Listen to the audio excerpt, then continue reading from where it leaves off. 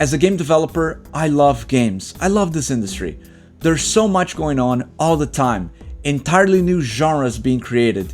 Indie mega hits like Silksong and now this Mecha Chameleon thing. There's always something for you, whether you're here for the beautiful art style, the finely written narrative, nail-biting gameplay, or simply if you just want to connect with like-minded folks.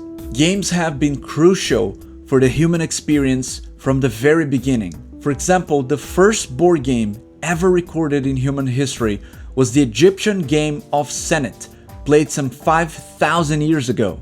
A tabletop game played a little bit like backgammon, where they use wooden pawns, a 3x10 square grid board, and knucklebones for dice. I was thinking about that recently. Many times we forget how incredible this industry is, and all of the journey that we've had with games.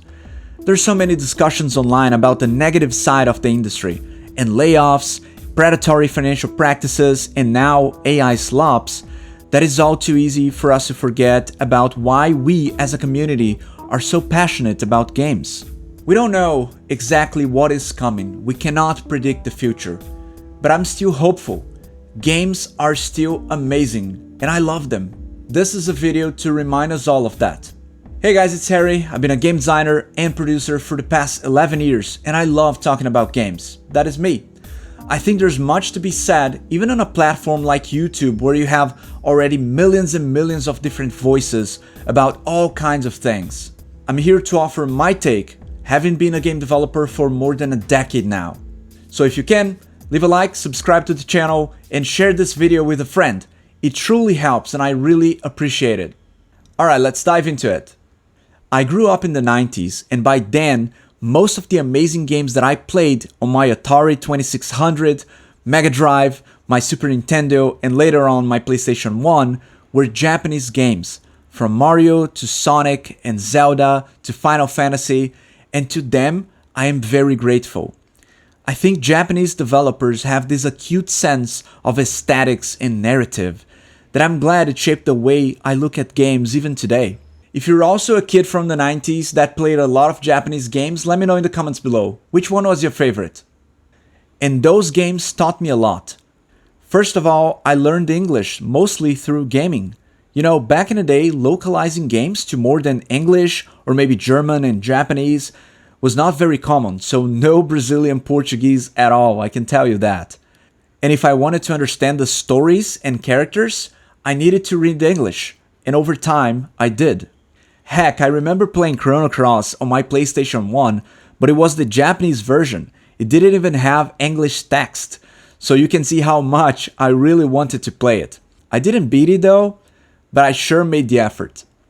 And there were so many incredible stories. To this day, many of the deepest, richest, and most emotional stories I've ever seen are told in games. And I'm a big reader, I love books, but nothing compares to living a story in which you are the protagonist, playing that story yourself, instead of just being in the passenger seat.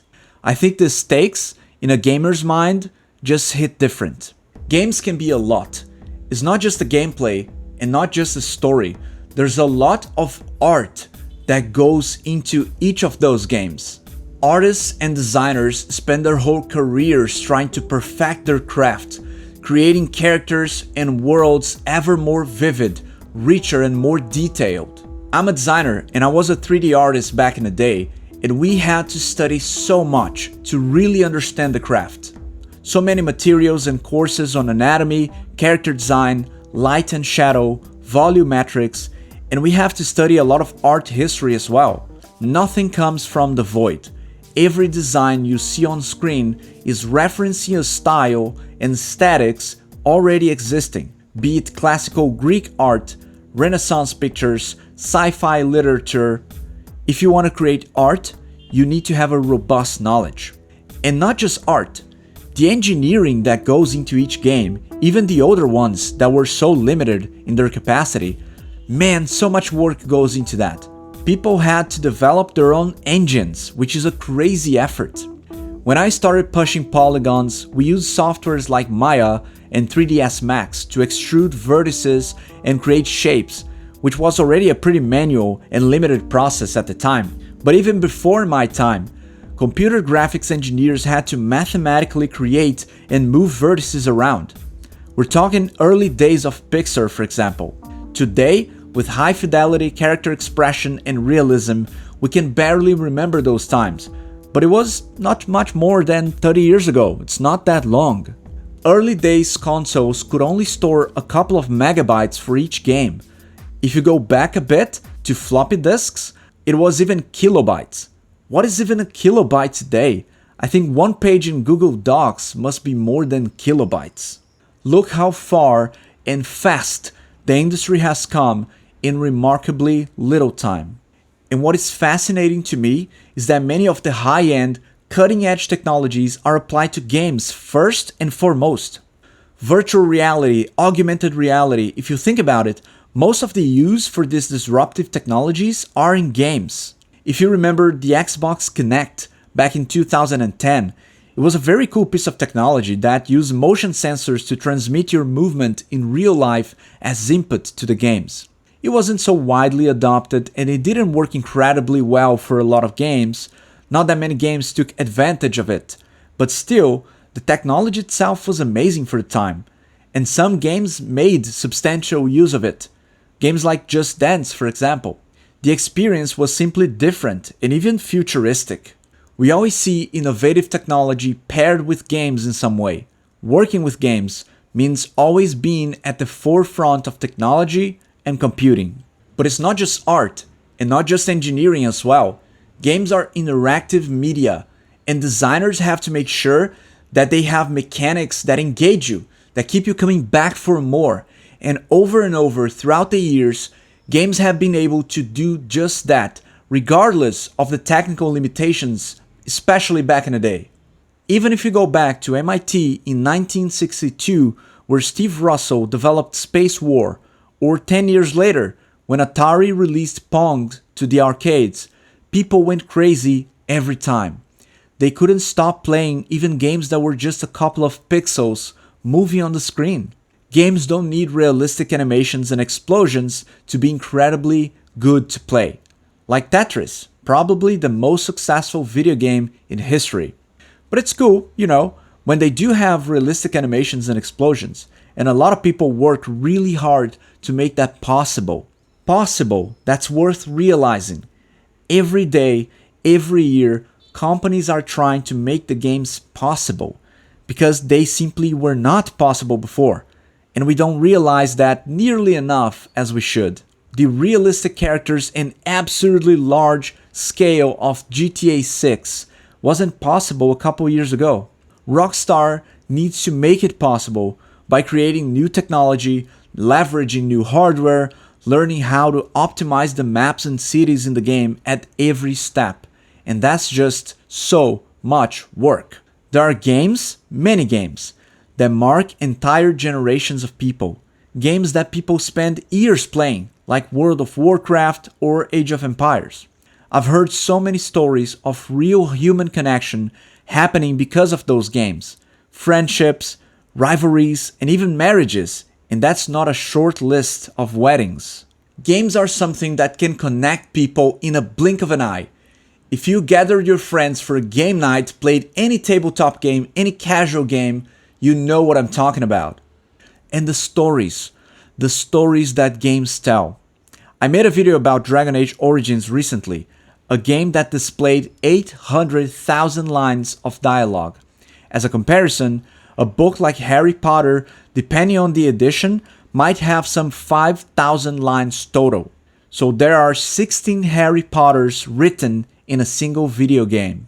And even without so many lines, games like Mario or Sonic can capture our imaginations like nothing else, almost nothing else in history. I loved Mario when I was a kid, and I still do as an adult. Playing Mario games, even the same games that I played back in the day, or any other, is still a wonderful experience. 20, 30, 40 years after.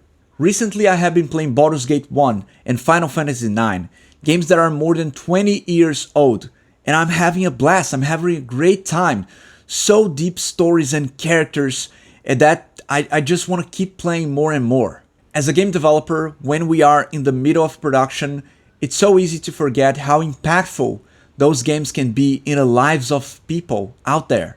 Because to be very honest, the day-to-day of production involves a lot of scheduling and milestones and, fixing bugs, not the glamorous stuff.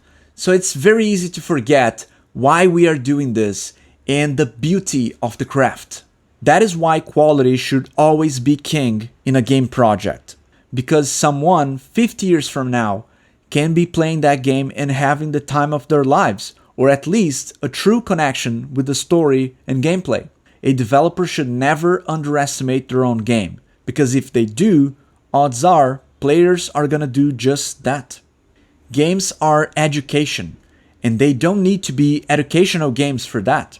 Assassin's Creed has taught me a lot about historical characters, even if they had a good amount of poetic license and were not trying to be so historically accurate. Games can easily capture the interest of players for a particular topic, any topic. SimCity can spark a player's interest in city planning, construction, politics.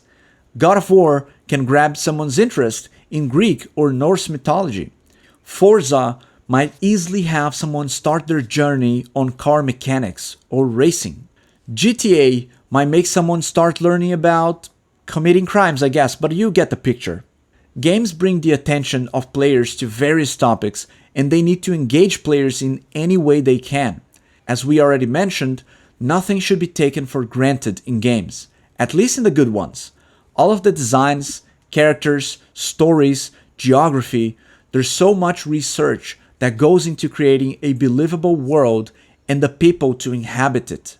Any part of a game can become its own rabbit hole of studies and learning, which is quite cool. If you've seen any documentary on the behind scenes of a game, or maybe purchased an art book, something that I deeply recommend, you've seen the amount of effort that goes into them.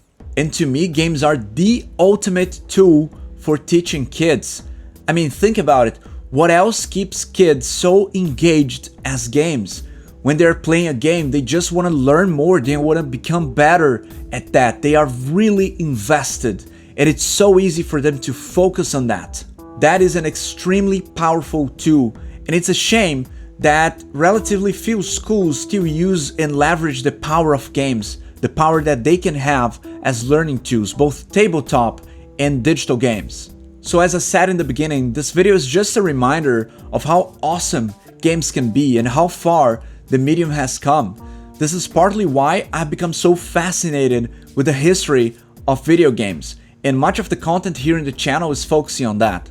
If you just look at the news to evaluate the journey that we have as gamers and developers, that the industry is going through as a whole, it's easy to get lost in the noise. And don't get me wrong, the noise is real. It's real issues like the layoffs or the AI discussion that everyone is having, and rightfully so. But only looking back can we see the beauty of the medium and why we are so passionate about games in the first place. So what has been your experience? What games have impacted you the most? What was the first game from your childhood?